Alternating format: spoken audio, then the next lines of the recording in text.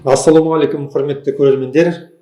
Санаулы күндерден кейін елімізде жаңа ата заңымызды қабылдауға арналған республикалық референдум өтеді. Бұл біздің еліміздің болашағы үшін, халықтың, ұрпағымыздың болашағы үшін өте маңызды саяси науқан.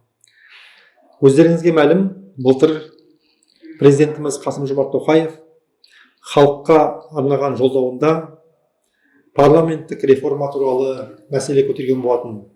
Сол кезде еліміздегі парламенттің жоғарғы палатасы сенаттың жұмысын тоқтатып, бір палаталы парламент құру туралы айтылды. Артынша елімізде парламенттік реформа жөніндегі жұмыс тобы құрылды. Бұл қаншама халықтан түскен ұсыныстар бойынша жұмыс атқарды. Биылғы жылдың басында ұлттық құрылтай өткеннен кейін халықтан түскен ұсыныстардың көптігіне байланысты парламенттік реформаны конституциялық реформаға ауыстыру туралы шешім қабылданды. Конституциялық реформа жөніндегі жұмыс кеңес құрылды, оның құрамына 130 мүше енді. Осылайша халықтан түскен, басқа да ұйымдардан түскен мыңдаған ұсыныстардың негізінде ата заңымыздың 84%-на өзгерістер енгізілді. Жуырда ата заңымыздың жаңа жобасы халыққа таныстырылып, енді 15 наурыз күні республикалық референдумда халықтың дауыс беруімен жаңа ата заңымыздың жобасын қабылдайтын боламыз. Енді міне бірнеше күннен кейін 15 наурыз күні елімізде республикалық референдум өтіп, бәріміз жұмылып жаңа ата заңымызды қабылдайтын боламыз.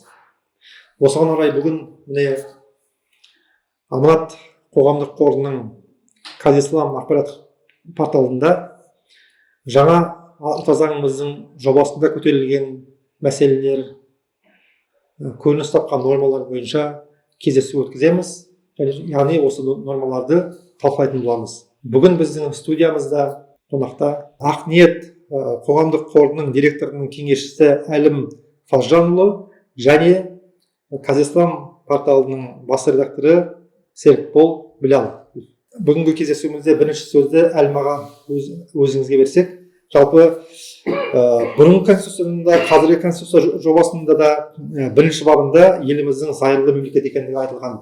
Осы зайырлы мемлекет дегенге өзіңіздің түсінігіңізді берсеңіз, жалпы біз зайырлы мемлекет қандай мемлекет, бізде діни бірлестіктермен байланыс қандай, сол жөнінде өзіңіздің ойыңызды айтсаңыз.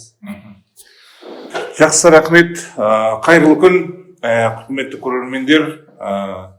Әрине мен енді үкіметтік емес ұйымның өкілдігі болғандықтан, өзімнің атымнан біріншіден осы Қазақстан халқының осы үлкен осы жаңа конституцияны құттықтағым келіп отыр. Сондықтан жаңа сіз қойған сұраққа енді бұрынғы конституциямызда да, жаңағы мынау ата заңымызда да мемлекет Қазақстан Республикасы зайырлы мемлекет деп аталған.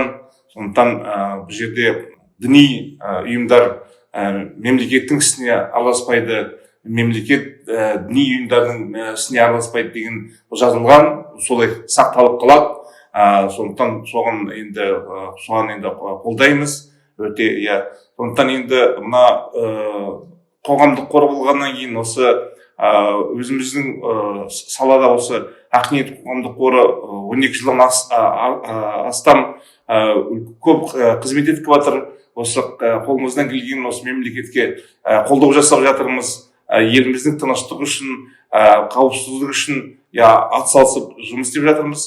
Сондықтан осы жаңа конституцияға, осы референдумға шақырып жатырмыз. Қолдауларыңызды сұраймыз. Менің айтатыным сол қысқаша. Рахмет. Келесі Серікбол өзіңе.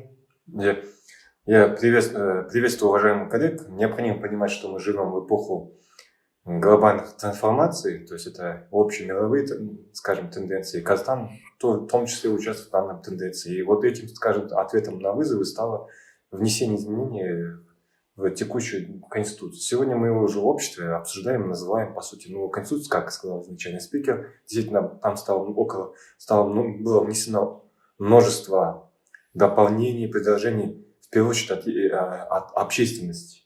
Не только государственных органов, но и в первую очередь в большей степени от общественности. То есть изначально была возможность, чтобы население с помощью запроса через ЕГОВ могли вносить свои предложения в текущие институции. Итогом стало, что конституционная комиссия в составе по обсуждению комиссии внесла все эти изменения и представила более полный лист, который казахстанцы все могли ознакомиться на сайте, отдельном специальном сайте. Да. На сегодняшний момент такая ситуация, что уже 15 марта текущего года казахстанцы смогут участвовать в референдуме. Поэтому, пользуясь данной ситуацией, хотя бы всех наших казахстанцев более активно проявить свою гражданскую позицию, активно принять участие, показать свою поддержку, либо, скажем, отсутствие поддержки по данной конституции. То есть само участие это важно, это показатель активности нашего общества, что каждый гражданин должен участвовать в строительстве нового Казахстана, новой конституции. Это очень важный момент.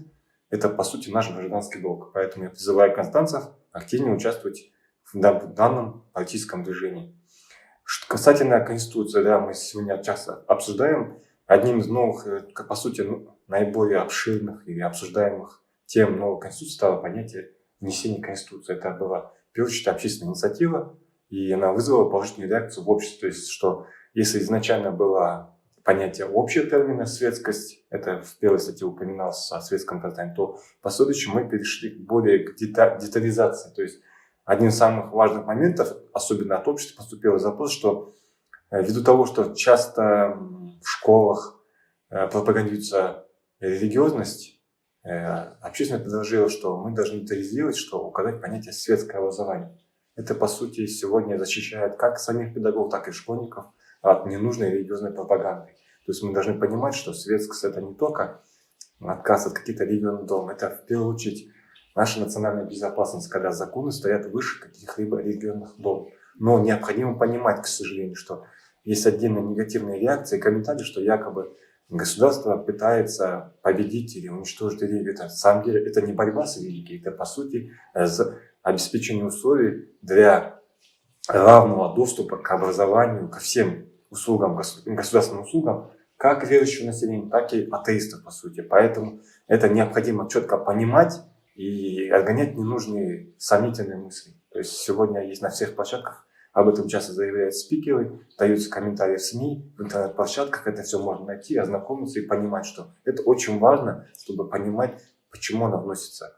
Мы должны понимать, что в 21 веке наше будущее зависит от образования нашей молодежи. И чем больше молодежь будет защищена от ненужных каких-то религиозной пропаганды, ненужных влияний и так далее, то она сможет обеспечить наше развитие Казахстана в целом. Поэтому об этом неоднократно на встречах с общественностью, с молодежью заявлял наш действующий президент Касым-Жомарт Токаев. Поэтому это нужно понимать, разделять и в каких-то моментах, если есть непонимание, уточнять у спикеров. Ну и тех людей, кто знаком с новыми реалиями и изменением текущего новой Конституции.